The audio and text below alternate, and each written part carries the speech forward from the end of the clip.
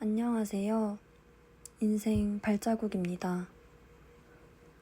오늘은 평생 비밀로 하고 싶었던 가정사 이야기와 그리고 깨끗하지 못한 화장실을 청소하는 모습이 있어 영상을 시청하시는데 불편하실 수 있습니다. 꼭 주의 부탁드립니다. 사람의 인생이 잘 풀리려면 주변이 깨끗하게 정리정돈이 되어 있어야 한다는데 청소를 못해서 제 인생이 이렇게 꼬여버린 것은 아닌가 하고 청소를 해보려 합니다. 화장실이 환기가 안 돼서 일주일 청소를 안 하고 방치하면 이렇게 더러워집니다. 어느새 곰팡이들 가득한 모습들도 익숙하고 냄새도 아무렇지 않아졌어요. 삶의 일부처럼 느껴집니다. 여러분들은 착한 아이 증후군이라고 아시나요? 쉽게 말하면 부정적인 감정들을 숨기고 타인의 말에 무조건적으로 순응하면서 착한 사람이 되려고 하는 경향을 말합니다. 네, 바로 제가 착한 아이 컴플렉스를 가지고 있는 한 집안의 장녀입니다. 단 한순간도 일탈이라는 것을 해본 적 없고 부모님이 신경 쓰지 않아도 되는 착한 딸이 되기 위해서 열심히 최선을 다해서 살았습니다. 왜 그랬지 생각해보면 저희 집은 평범한 가정 환경은 아니었는데요. 그래서 부모님께 짐이 되고 싶지 않았던 딸이었다고 생각이 듭니다. 보통 집안의 가장을 생각하면 아빠를 생각하시겠지만 저희 집은 달랐어요. 엄마가 가장이셨습니다. 아빠는 수입이 불안정한 사람이었고 엄마는 그런 아빠를 대신해서 경제적인 모든 것을 도맡아 하셨죠. 그런데 아빠가 그런 삶에 불안했던 것인지 저녁에 술을 마시고 오는 날이면 새벽마다 엄마에게 폭력을 쓰는 게 일상이었어요. 그래서 항상 자기 전에 술 안 마시게 해달라고 매일을 기도했습니다. 하지만 이런 모습은 초등학교 때부터 고등학교 때까지 계속 이어졌어요. 모르겠어요. 초등학교 이전엔 제가 기억을 못하는 건지. 그래서 제 어렸을 때 꿈은요, 돈을 잘 벌어서 부모님께 효도하자였습니다. 이 불행한 일생들이 일어나는 저 모든 게 돈 때문인 것 같았거든요.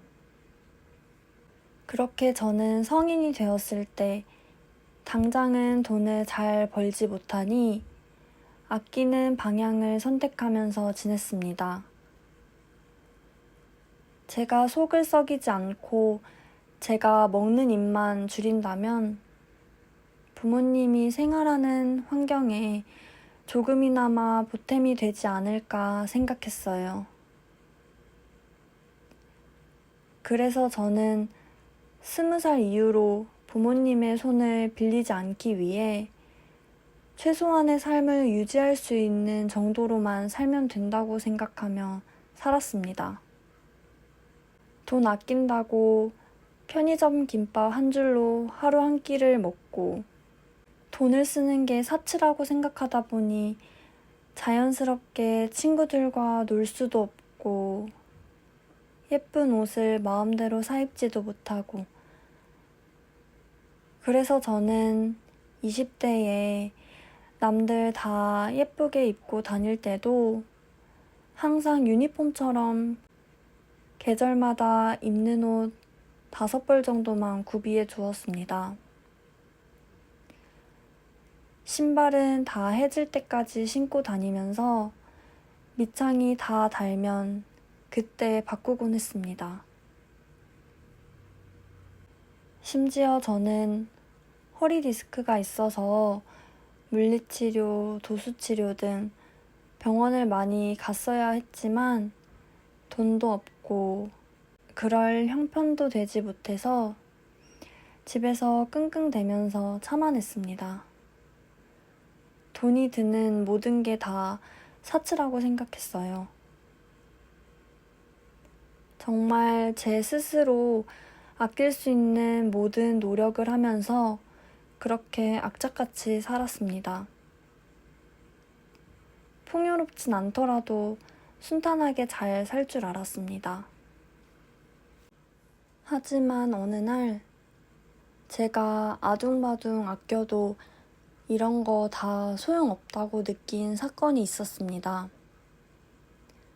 저희 집을 한순간에 뒤흔든 사건이었죠.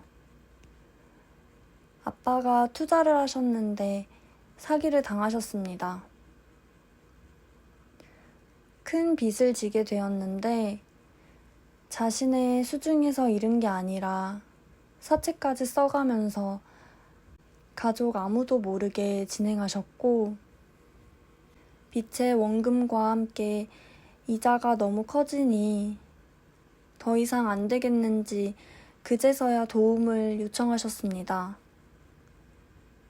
그렇게 아빠 혼자 어떻게든 사채, 카드로 돌려막고 하셨는데 그게 돈을 밤낮으로 일해서 버는 것보다 빚 이자가 불어나는 속도가 더 빠르다 보니 감당할 수가 없었던 거겠죠. 정말 마지막까지 이야기를 안 하셨다가 자신이 손 쓸 수 없는 지경이라고 생각하셨을 때 말씀을 하셨습니다. 결국 당장 일정의 돈을 갚지 않으면 일을 하고 있는 엄마뿐만 아니라 저까지 압류 상황이 온다는 말을 들었고 그 말을 들은 저와 엄마는 제정신이 아니었습니다.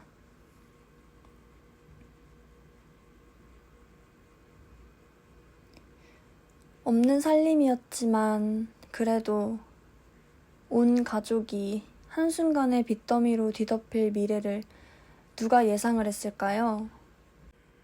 그런 큰 돈을 빚지는 것은 드라마에서나 볼 법하다고 생각했는데 우리 가족일 거라는 상상을 단 한 번도 해본 적 없었기 때문이죠. 그렇게 급한 불을 끄기 위해서 엄마와 제가 악착같이 모았던 돈, 그리고 제 밑으로 빚을 2억을 내어 아빠를 도와드렸습니다. 그렇게 저는 모든 것이 리셋되었고 오히려 마이너스 삶을 시작하게 되었습니다. 사실 이번에 처음 투자하신 게 아니고 제가 성인이 되기 이전에도 계속 투자하는 것마다 잘 안 돼서 그때마다 지금처럼 큰 돈은 아니지만 엄마에게 도움을 청했다는 사실을 알게 되었습니다. 일 벌리는 사람 따로, 치우는 사람 따로더라고요. 그래도 그때 그렇게 대출을 받으면서 빚을 돌려막기 하면서 도와주질 말았어야 했는데 분명 제가 돈을 대출받아서 또 다른 빚을 생기게 하는 방법이 최선의 방법은 아니었을 텐데 말이죠. 지금 돌이켜보면 너무 무서웠어요. 아무것도 보이지도 들리지도 않았습니다. 더 이상 낭떠러지로 떨어질 곳조차 없는데 제가 압류를 당할 거라니. 그리고 사체가 위험하다는 것은 알고 있었기에 모든 것이 겁이 났습니다. 말도 안 되는, 믿고 싶지 않은 상황 속에서 당장 갚아야 한다는 말을 들었고, 그래서 갚기에 급급해서 다른 생각을 하지 못하고 돈을 어떻게든 마련해서 해결해야 된다고 단순하게 생각을 했던 것이죠. 이렇게 저는 이 일을 계기로 정말 아는 것은 힘이고 무지한 것은 죄라는 사실을 깨달았습니다. 그리고 저는 그동안 키워주신 은혜가 있으니 대출을 받아서라도 부모님이 힘들다고 하시는데 해드리는 것이 맞다고 생각했습니다. 가족이니까요. 그리고 그렇게 힘들다고 삶을 포기할 것만 같은 목소리로 말씀을 하시는데 안 해드릴 수가 없었습니다. 제가 이때 안 도와드려서 잘못되기라도 하신다면 제가 견디지 못할 것 같았습니다. 그 이후로도 아빠의 모든 빚을 갚은 것이 아니어서 아빠가 저에게 더 대출받을 방법이 없냐고 물어보더라고요. 제가 아빠의 문제를 도와주기 전 왜 이렇게 빚을 내면서 투자를 했는지 아빠에게 물어봤습니다. 저축만 해서는 돈을 많이 못 번다고. 그동안 집안에 아내와 자식들에게 해준 것이 없어서 잘 해보려고 했다네요. 한마디로 일확천금을 노린 거죠. 오늘 영상에 초반에 말씀드렸었던 것처럼 경제적인 지위가 엄마에게 있었고 복합적인 것들로 인해서 아빠는 아빠 나름 무언가 해주고 싶으셨나 봐요. 저는 그래서 일확천금이라는 단어가 제일 싫어하는 단어가 되었습니다. 그렇게 일단 급한 불은 껐지만 사실요, 제일 큰 문제는 따로 있습니다. 아직 아빠에게 남은 빚이 얼마가 있는지 아무도 모릅니다. 아빠 혼자서만 알고 있어요.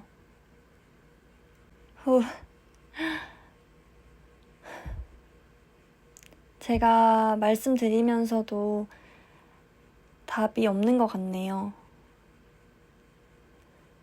제 상황도 상황이지만 아빠의 이자가 또 어떻게 불어날지, 그리고 또 시한폭탄처럼 언제 터질지 몰라서 무섭고 두렵습니다.